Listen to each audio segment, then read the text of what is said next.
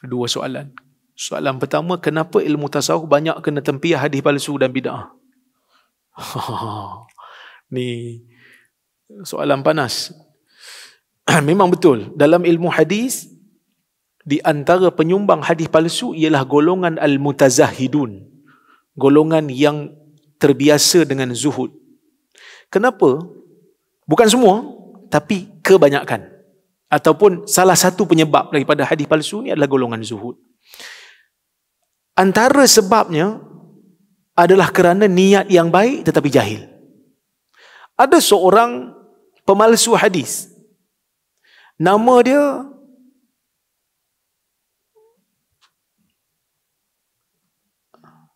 saya silap, saya lupa. Maisarah bin Abdul Rabbuh kalau tak silap. Dia kata wada'tuha uraghibun nasa biha. Bila orang tanya dia, kenapa hang buat hadis palsu ni? Dia kata kerana aku reka-reka ni sebab aku nak galak manusia untuk buat benda ni. Contoh macam ada hadis yang kata hadis ni hadis palsu. Dia kata Nabi SAW bersabda, man sallat duha kadha wa kadha raka'ah u'tiya sawaba sab'ina nabiyah. Sesiapa yang salat duha begini rakaatnya, maka akan diberikan pahala 70 orang Nabi. Palsu hadis ni. Bahkan Burhan An-Naji, kan, seperti mana yang dinukilkan oleh Imam Suyuti, dia kata di antara hadis palsu, tanda hadis palsu ialah apabila seorang membawa riwayat pahala yang boleh menyamai satu orang Nabi saja, cukup untuk kata dia palsu. Siapa buat benda ni, dia dapat pahala Nabi ni, cukup. Ni 70 Nabi. Bayangkan solat duha satu pagi, sepagi je solat duha 70 orang Nabi. Esok solat duha lagi 140. Jadi tak ada Nabi yang boleh lawan kita, sebab kita dah kumpul semua. Kan palsu tu. Kerana jahil. Itu yang pertama. Niat baik, tapi malah mengaji. Ini juga yang disebut oleh Al-Imam Ibn Jauzi dalam kitab dia Talbisu Iblis. Golongan yang zuhud ni, mereka banyak beribadat sampai lupa nak menuntut ilmu. Sampai saya ada pengalaman, satu orang pakcik lah, mungkin dia belajar dengan ustaz-ustaz dia, bila kata, kita ni tak payah kuliah banyak sangat, nanti kalau banyak sangat belajar nanti riak. Banyak sangat belajar nanti riak. Kok mana pula belajar jadi riak? Belajar ni lah menghalang untuk jadi riak. Ya. Jadi itu di antara punca kenapa manusia pada zaman itu yang ada terkesan dengan tasawuf ni cuba untuk meninggalkan ilmu hadis kerana sibuk dengan ibadah, tak belajar. Ada juga manusia yang belajar sampai lupa nak ibadah, itu pun ada juga. Ada juga.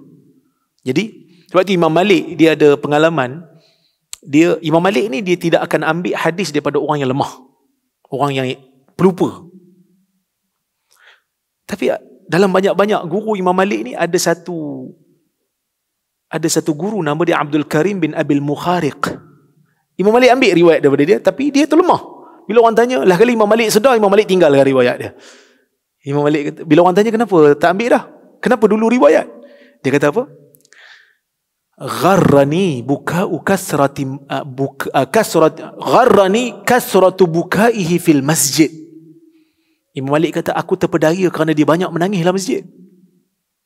Dia menangis dalam masjid tu, dia tu orang baik, tapi dia lupa nak ulang kaji hadis-hadis, menyebabkan bila dia baca dia lupa.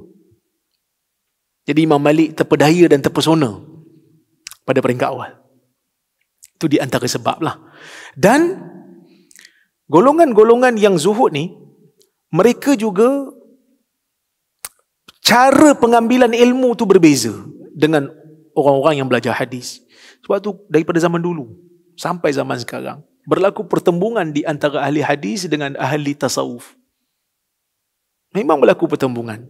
Sebab apa? Sebab orang hadis, mereka akan baca sanad. An fulan, an fulan, an fulan, an fulan, an fulan. Haddathani fulan, haddathani fulan. Dia akan baca daripada dia sampailah kepada Nabi. Guru ni bercerita kepada saya daripada fulan, daripada fulan, daripada fulan, daripada Abu Hurairah, daripada Nabi. Sebahagian daripada golongan tasawuf, ini saya cerita ni bukan semua, saya bukan pukul kata, tapi ada. Dan ini diceritakan dalam kitab-kitab hadis. Sebahagian daripada ulama-ulama tasawuf, dia tak terima benda ni. Dia kata apa? Kamu ambil ilmu daripada mayat. Guru-guru ni semua mayat belaka dah. Sahabat pun semua mayat dah. Tapi aku ambil ilmu daripada Hayyul ladzi la yamut. Aku ambil ilmuku daripada Tuhan yang tidak mati, direct. Haddatsani qalbi an rabbi. Jiwaku bercerita kepada aku, yang mana dia ambil ilmu daripada Tuhan. Epistemologi berbeza. Maka sebab itu berlaku pertembungan. Lepas tu kaedah nak mensahihkan hadis pun golongan sufi cuba untuk masuk. Tetapi mereka telah membawa benda-benda yang pelik, sehingga ada di kalangan mereka yang buat kaedah-kaedah pelik, mensahihkan hadis berdasarkan mimpi. Kalau tok guru mimpi malam tu dengar jumpa Nabi, Nabi kata hadis tu sahih, dia bangun-bangun, sahih, aku mimpi dah semalam. Ulama hadis tak terima. Kerana ulama hadis dia ada standard. Kau mimpi, aku tak mimpi. Aku mimpi, kau tak mimpi. Tidur satu bantal, mimpi lain-lain. Macam mana aku nak verify kau punya maklumat betul?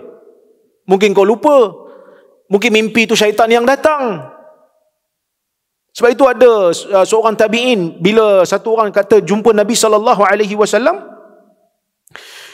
dia kata, aku jumpa mimpi. Aku jumpa Nabi SAW dalam mimpi aku. Dia tanya, sif lima ra'ait. Sifatkan pada aku apa yang kau nampak. Yang kau nampak jumpa Nabi tu macam mana sifat Nabi yang kau nampak dalam mimpi tu? Dia pun cerita macam ni, bentuknya macam ni dan macam ni dan macam ni. Dia kata apa? Ma ra'aitahu. Yang kau jumpa tu bukan Nabi.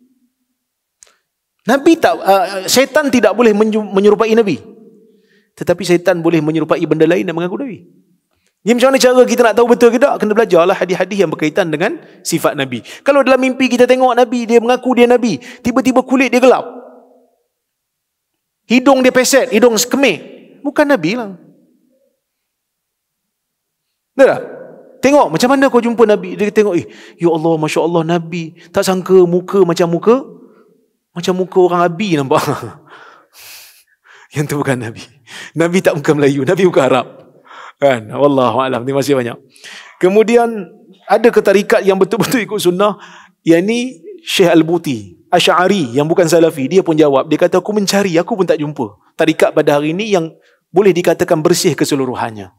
Jadi sebab itu, nak cari tarikat yang ikut sunnah ke yang tak ikut sunnah ni, penat. Sebab banyak. Dan sesama tarikat ni pun sebenarnya bergaduh juga. Sebab nak membanding-banding. Ada yang kata ini bagus, ada yang kata tak, tarikat aku lagi bagus. Ini karamah tarikat aku lagi bagus, tok guru aku lagi bagus. Dia ada unsur bertanding dan bersaing. Tak payah. Ambil kitab-kitab Al-Azkar, kitab-kitab yang menghimpunkan zikir-zikir Nabi SAW, kita zikir. Kerana itu confirm datang daripada Nabi SAW. Baca hadis-hadis yang sahih berkenaan dengan zikir-zikir. Amal yang tu dulu. Buka kitab Hisnul Muslim. Amal yang tu dulu. Yang tu pun tak teramal. So tak payahlah nak pergi amal benda-benda yang belum pasti. Wallahu ta'ala alam. Mudah-mudahan ada manfaat untuk malam ini.